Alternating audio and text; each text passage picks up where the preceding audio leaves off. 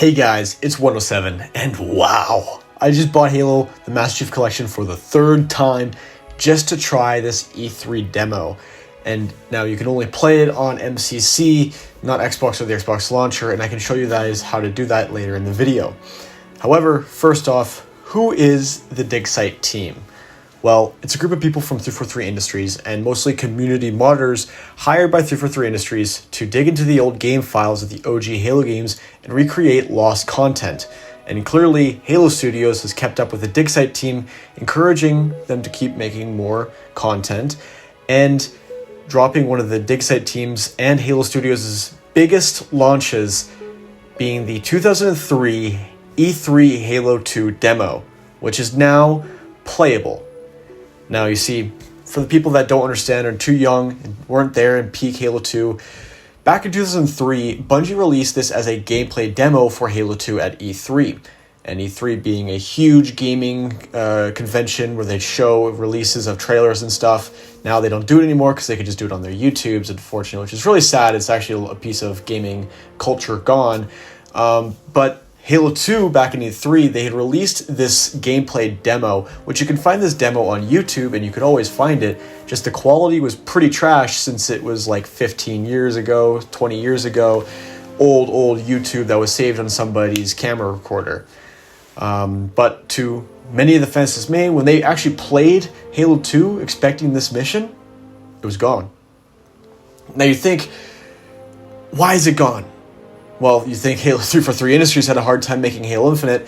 Now, back in 2003, Halo 2 was fully scrapped by Microsoft, forcing Bungie to work incredible overtime to produce a product, which, when Bungie employees who worked on that game, such as Joseph Staten, would tell you is that they were surprised the game even ran, because they would work so much overtime, they would work and basically sleep in the studio working on this game, trying to get it to release at least somewhat good quality. That's why the ending seemed kind of rushed. That's why a lot of things in the game didn't seem like they worked. It was very glitchy, very hard to run sometimes, and there was a lot of problems with the Halo 2 disc as well. I know my copy had it where it would burn the screen of a certain scene after a certain mission, and it was no problem with the TV or anything. It was just a problem with the disc and some of the data files or something, which was a very common thing for the game for some reason, because again, the game was taped together pretty much.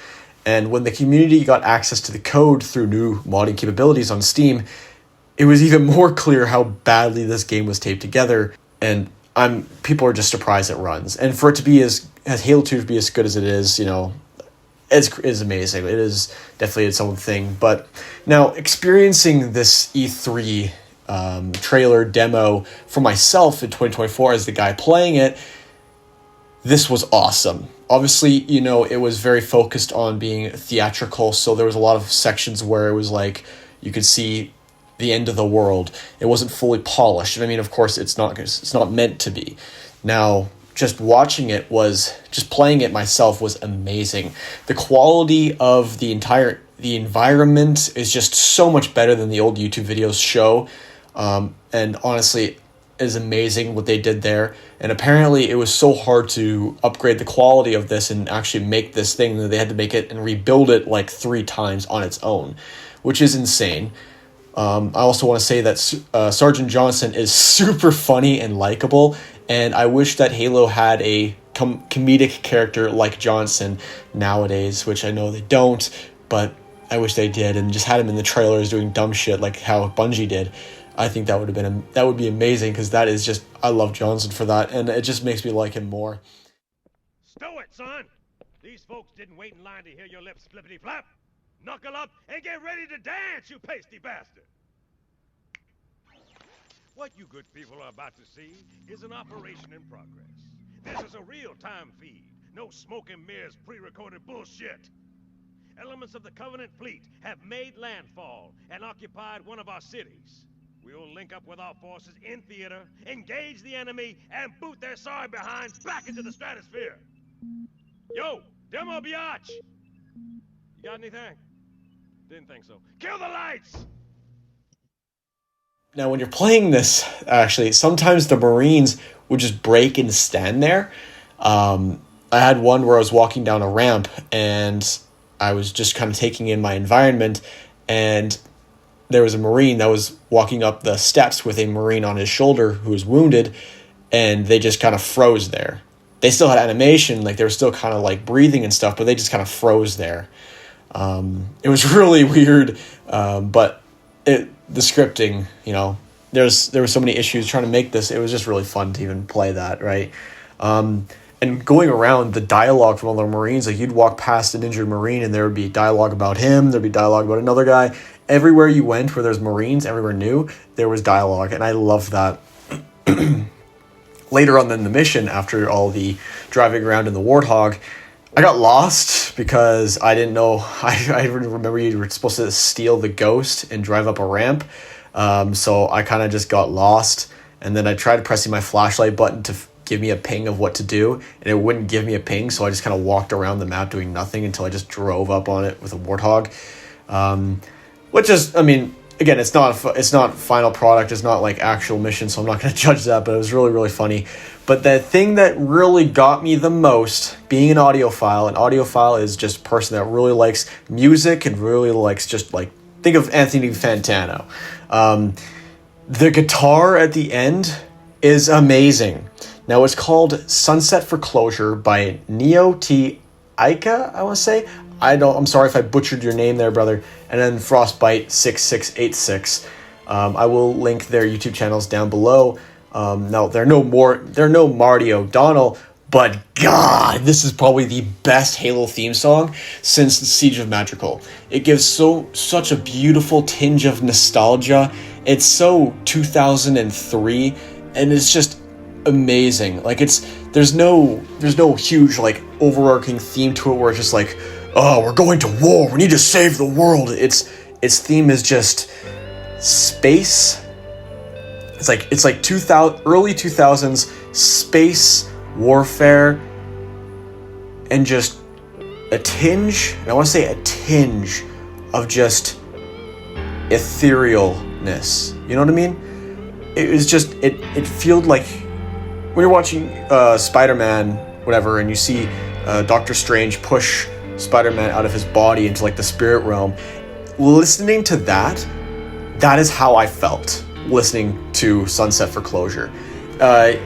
I hope it comes to Spotify. They did say that there's supposed to be a full release coming soon. By the time you watch this video, it might already be out, so do check that out. But I hope it comes to Spotify, because I will put that in my playlist and I'll be listening to that on my way to work. Like, that is amazing. And also, I want to say special notice to Vengeful Fadam for the asset restoration and pre-release consultation. He's a YouTuber here on YouTube, and he's been doing lots of Halo modding for years. And General Kid for testing it, who has also been another huge Halo modder for many, many years.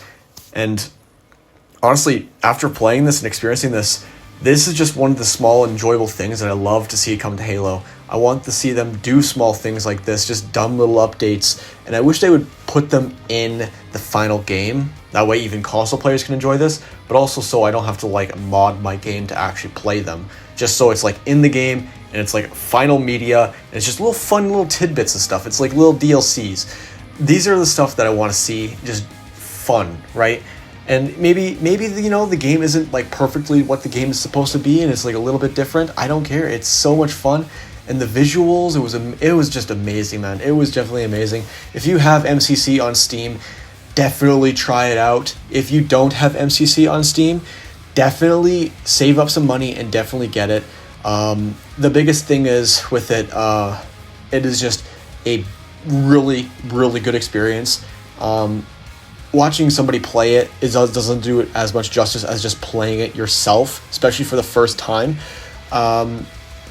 And then also on top of that, while you have Halo on MCC, you might as well just go and play some other mods like Curse Halo, which I am going to be making a series here on YouTube because that looks like a lot of fun. Now, I'm kind of rambling here because this was just amazing. This was honestly one of the best experiences of Halo content that I've had that's come from the community. So I want to thank the Digsite team. I want to thank Halo Studios, and honestly, I want to thank you guys for coming around and watching my video. Please leave a like and subscribe, and I'll see you guys in the next one.